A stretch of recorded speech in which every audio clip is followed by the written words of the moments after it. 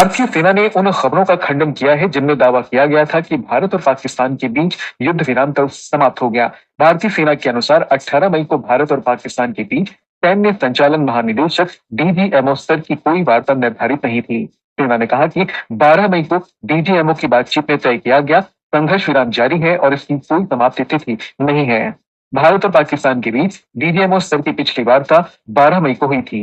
वार्ता के दौरान इस प्रतिबद्धता को जारी रखने से संबंधित मुद्दों पर चर्चा की गई कि दोनों पक्ष एक भी गोली नहीं चलाएंगे या एक दूसरे के खिलाफ कोई आक्रामक और शत्रुतापूर्ण कार्रवाई शुरू नहीं करेंगे। इस बात पर भी सहमति हुई थी कि दोनों पक्ष सीमाओं और अग्रिम क्षेत्रों से सैनिकों की संख्या में कमी सुनिश्चित करने के लिए तत्काल उपायों पर विचार करें।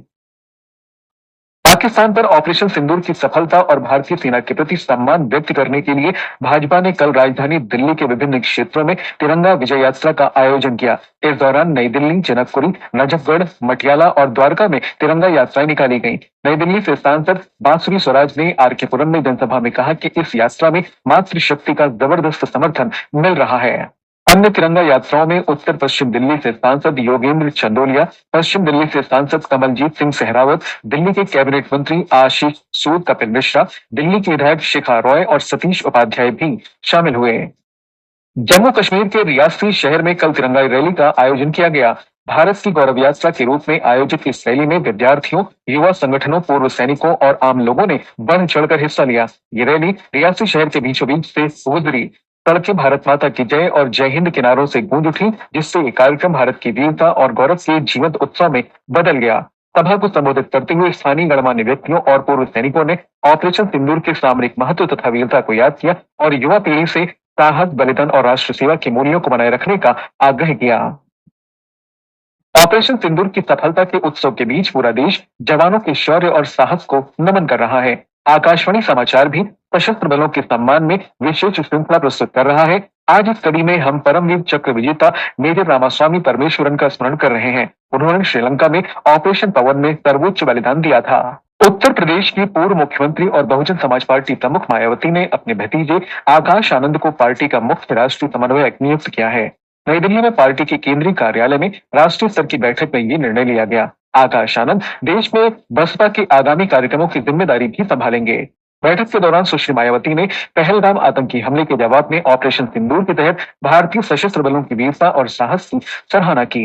उन्होंने कहा कि केंद्र सरकार को आतंकवाद के खिलाफ मजबूत और प्रभावी कदम उठाना जारी रखना चाहिए, ताकि सरकार अपना पूरा ध्यान और संसाधन विकसित भारत की आकांक्षाओं को पूरा करने पर केंद्रित कर सके। सुश्री मायावती ने कहा कि कश्मीर मुद्दे पर अमेरिका या किसी अन्य तीसरे पक्ष के हस्तक्षेप को स्वीकार न करने की राष्ट्रीय सहमति का सख्ती से पालन किया जाना चाहिए। बहुजन समाज पार्टी ने आगामी बिहार विधानसभा का चुनाव अकेले लड़ने की घोषणा की है। भारतीय अंतरिक्ष अनुसंधान संगठन इसरो ने पृथ्वी अवलोकन उपग्रह EOS-09 को इच्छित कक्षा में स्थापित करने में PSLV रॉकेट की विफलता की जांच शुरू कर दी है।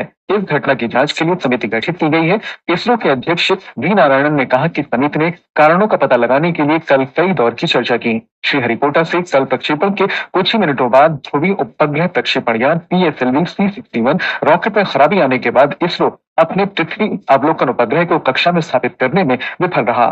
डॉक्टर नारायण ने कहा कि रॉकेट 4 चरणों वाला वाहन है।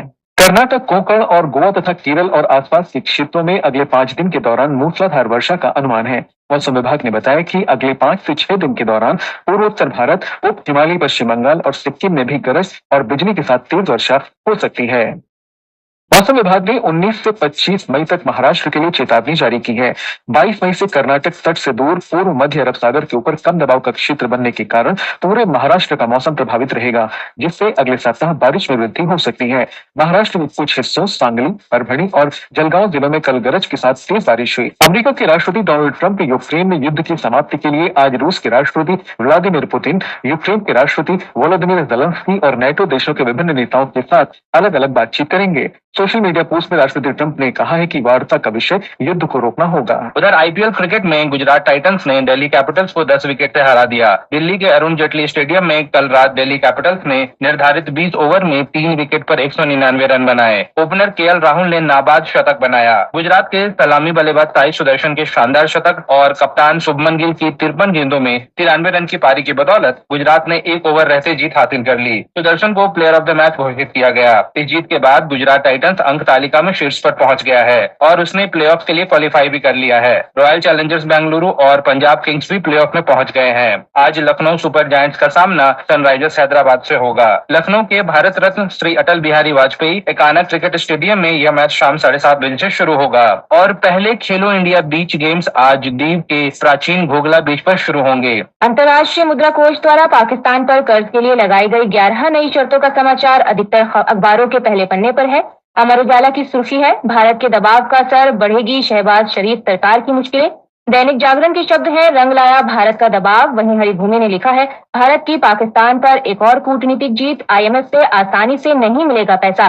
नव भारत टाइम्स, राष्ट्रीय सहारा, राजस्थान पत्रिका और देशबंधु की खबर है, भारत में कई हमलों का साजिशकर्ता अबू सैफुल्लाह पाकिस्तान में ढेर।